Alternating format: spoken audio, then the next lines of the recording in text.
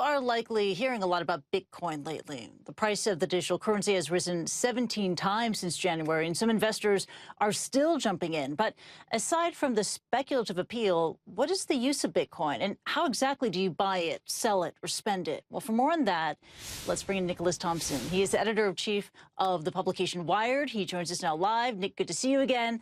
Good to Bitcoin see you, is Kristie. now, it's safe to say, Bitcoin is fully mainstream in terms of, the collective consciousness. We're talking about it. People kind of know what it is, but there's still a lot of basic questions about how to use it. First, how do I Mhm. buy Bitcoin?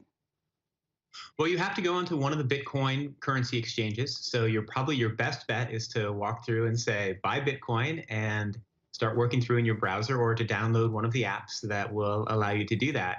Unfortunately, it's getting more and more expensive by the minute. We'll see how the price changes And let's say in the I coming bought my days. Bitcoin. Now I want to spend it. How do I do that, and what is that experience really like?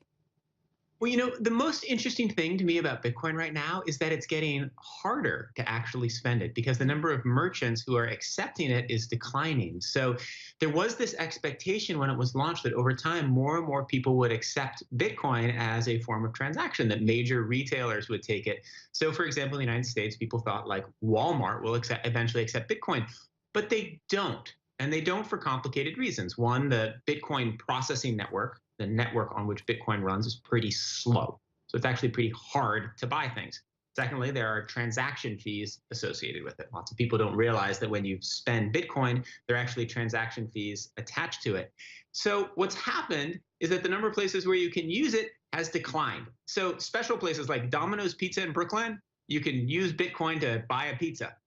But it turns out that you can't use it a lot of places. So really, the reason to buy Bitcoin right now is not because it makes your life easier and lets you rent a hotel room or buy a plane ticket or buy a pair of pants. The reason to buy Bitcoin is because you want to invest in it. Okay, interesting. So you buy it to hold it, to invest in it. You can't really use it because of the reasons you laid out just now. The slow processing times, big transaction fees, the fact that you can't really go out there and find vendors. So if you can't spend it, I can't buy a skinny latte right now with Bitcoin. I mean, it basically has no use as an actual currency. Well, and I guess there's one other reason why you wouldn't buy a skinny latte right now is that you might spend Bitcoin to buy the skinny latte, and then, a week later realize that you paid, $1,000 for that skinny latte because Yeah, the yeah. value of Bitcoin changed so much.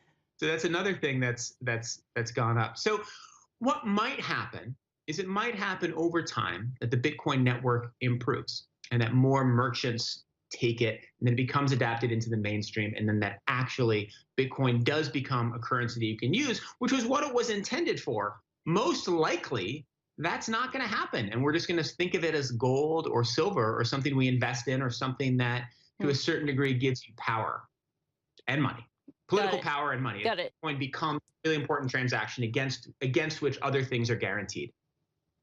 Yeah, and do you think, like, given just all the headlines and the hype about the value, the surging value of Bitcoin, that, we've kind of lost perspective about, what it is and what it's not, that it's not really a currency or working currency? Yeah, I think that's a profoundly interesting point. And people do think of it as a currency, and they do think of it like the dollar, something you take out of your pocket or you attach to your credit cards and you buy things with. And it's not that at all.